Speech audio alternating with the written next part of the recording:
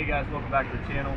Today I just wanted to show you guys how to go out and find, source some chert or flint or quartz, something like that, to get a flint and steel together for starting fires and stuff. But when you go out and look for this stuff, you want to take a hammer with you because you might have to bust some rocks up and nap some things and get a sharp edge. But you also want to bring some high carbon steel of some kind that you know throws sparks. Rail spikes work really good, old knives, old files, things like that. Find your stone and test it out on the back of the sniper. We'll show you guys how to do that here.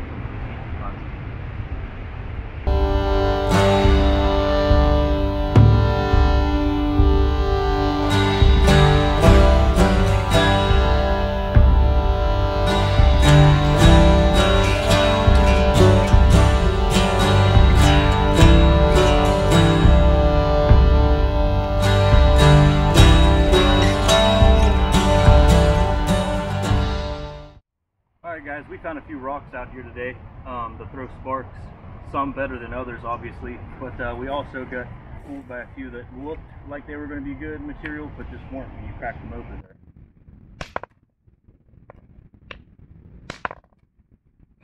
Let me hit it with my purse. Everything down here is river rock, so it's all smoothed over. It's hard to decipher what's what. We kind of got a better eye for it since we've been down here. But anyhow, here's our first piece that we found. Was a small piece of chert. Most of the chert that we found down here was actually all smaller pieces. I was hoping to find a bigger chunk down here, but we didn't today. But we did find some stuff that looks like it has some quartz in it of some kind. Like this here actually sparks really well, and it has like a reddish tint to it on the inside, and it's like crystally, like quartz is.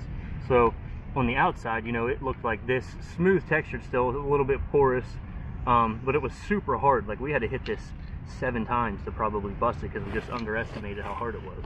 So anyhow, we finally got a good fracture off of it, and it throws really good sparks. I'm going to take these home and we're going to show you in a darker environment so you can actually see the sparks, because I'm not sure if you'd be able to right now or not, but get a better edge.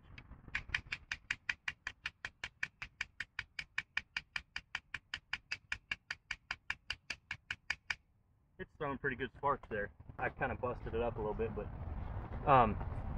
so anyhow, we tried some other rocks like these ones, which we thought, you know, they were actually pretty hard rock, but they just don't throw that good of sparks. They will every once in a while.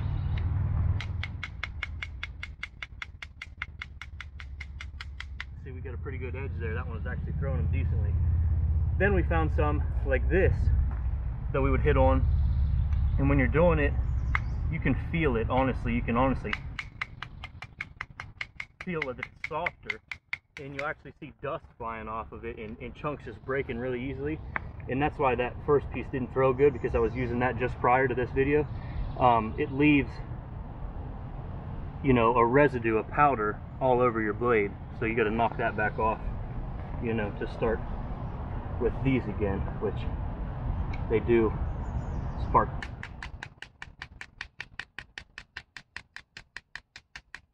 Pretty good. But anyhow, we'll take these back to the house and we'll test them all out, except for the ones we know don't work. We'll test these out on some different pieces of steel that I have at home, some different items, maybe even a railroad spike, and we'll give you guys an example of that, and we'll see in a little bit.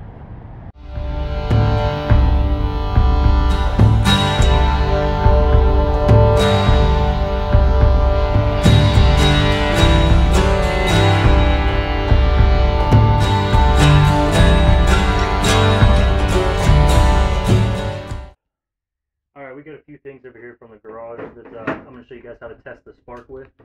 If you're looking for flint and you're taking the steel with you to find out what rock is hard enough to cause sparks, you're going to need to know that your steel is a high carbon steel to begin with.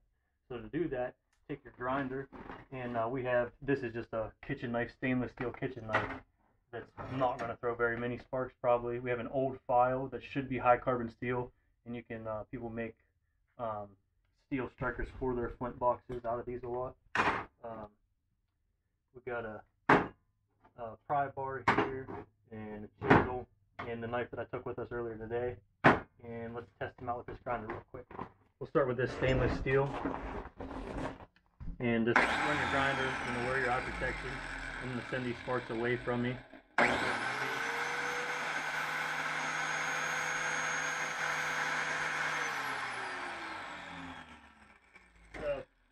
a lot of sparks with that. Here's the knife that we took with us today.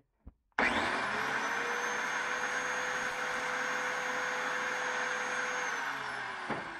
lot more sparks with that. This is tool steel as well. It should spark pretty well.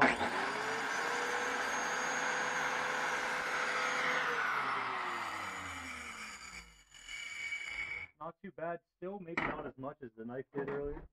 Let's try this file. Let's try the sides on it.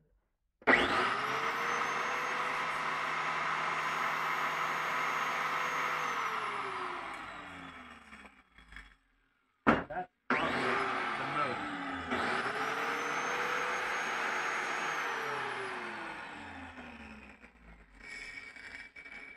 I would say that file and the knife we used today is throwing the most sparks.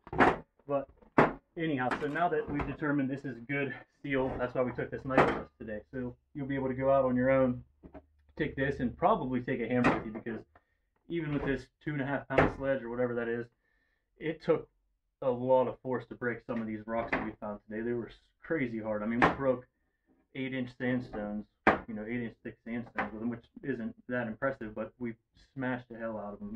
Anyhow, so these are actually some pieces of chert that I found in the driveway a few weeks ago. I don't know if you guys can see the consistency of that, but if you find something with that glass, really smooth texture, and it breaks like glass kind of, and parts of it that are real thin are almost translucent. So if you can find that in your driveway, it works really good. Let me turn this light off and I'll show you this piece of chert that we found in the driveway. This ought to throw some sparks. You can see that's thrown. And then ones that last a long time, a couple of those hit the ground. You got to get a sharp edge on it, you'll eventually beat it down, but they throw good sparks. Those ones that'll last a little bit longer will help you start a fire with char cloth or something down the road. And then, so that was from the driveway pieces there. This piece that we found today. These are those red colored stones that I was telling you about earlier. They're I believe this is a type of quartz in there. It looks like it has like that crystal look to it. Now these are not smooth, but they do send sparks. That's the same with these here. These ones have that glossy, like speckled look in it. They are not smooth at all, but they were very, very hard stone. And like I said before, you just have to have something that's 7 or higher on the Mohs scale to take sparks off of carbon steel. So these work somewhat well. Here's some chert that we found. This all worked. This all worked really well, but we found that this red tinted stone actually worked the best. So I'll show you. Let me kill this light. The first one I'm going to strike with is this piece. It was a very hard stone. It's kind of a white-gray color there. Looks like it has some quartz in it. Let me kill this light. I'll try this, and then I'll show you the difference between that and this red one that we found. Some people strike the flint or chert or whatever you have with the steel. Some people strike the steel. Depends on what you're doing too, kind of depending on what kind of fire you're trying to start. But let's see. I'm going to show you this tan or this grayish one first. Find a good edge.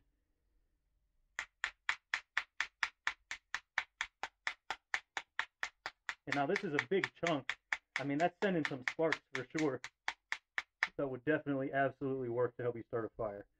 But even compared to that tiny little piece that I could barely hold in my fingers of chert earlier, it's not the greatest.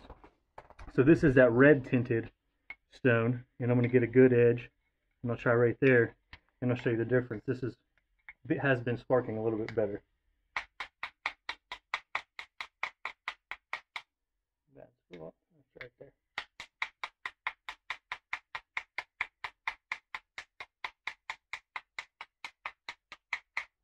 Pretty good though. I mean, that's working pretty good. Now let's try that on maybe this file. See how well that does. Now the problem with a file that's not refined down to the tool that you need it for is it's designed to take chunks off of, other materials and steel and such, but so it might not work as well because of the abrasion on it. But you can see them for sure. So that does work, and that was actually one of the crappier pieces of stone that we found. So, alright, I'm going to show you one more trick here. This is cool. It is. I have some char cloth, which I will show you guys how to make in the next video, and I'll show you how to start a fire with char cloth in the next video. If I get this open.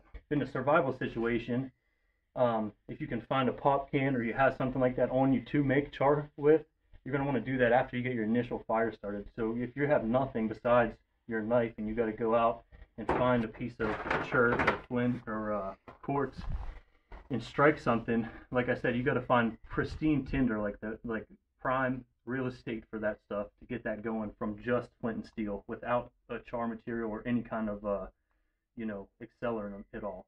So what we're going to do here is, since we have a piece of char, this will be our second fire. So every fire from now on, if you always keep up and you keep yourself stocked up on char when you're out in the bush, like Greg Ovens would say, deep in the bush, if you always keep that with you, you're going to have a high success rate from your future fires, and it's not going to be such a pain in the ass all the time.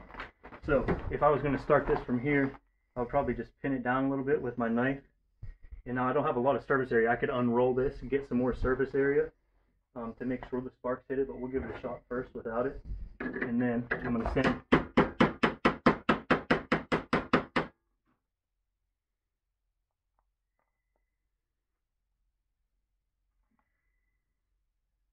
a couple sparks hit.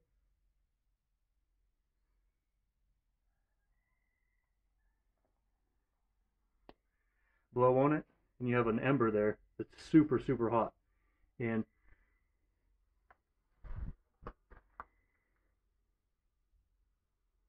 that rolled denim like that will last a really long time too when you're trying to get this. So you're going to have, before you start this initial tinder here with this char, before you ignite it, you want to have your bird's nest ready. You want to have your tinder pile already ready to go, so that way when you get this thing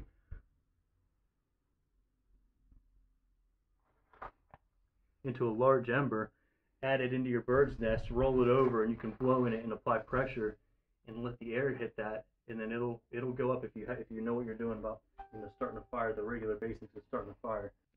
Hey guys, thanks for watching the video. If you have any questions, leave me a comment on here or get a hold of me on Instagram. My handle on there is Dirty Red Band. But if you do decide to get into primitive fire building, it's not a bad idea to get yourself a nice tin like this. It's pretty watertight, keep moisture out.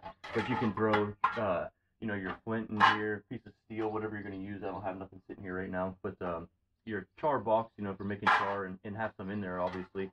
Throw some good tinder material in there. Jute rope even is really good fire starter. Some kind of cotton. You can make your own fire starters out of like cotton balls and Vaseline and stuff like that. I know people use a lot. But the best thing to have with you, is keep a lighter everywhere you plan on needing to start a fire. Just take a lighter with you. It's the easiest way.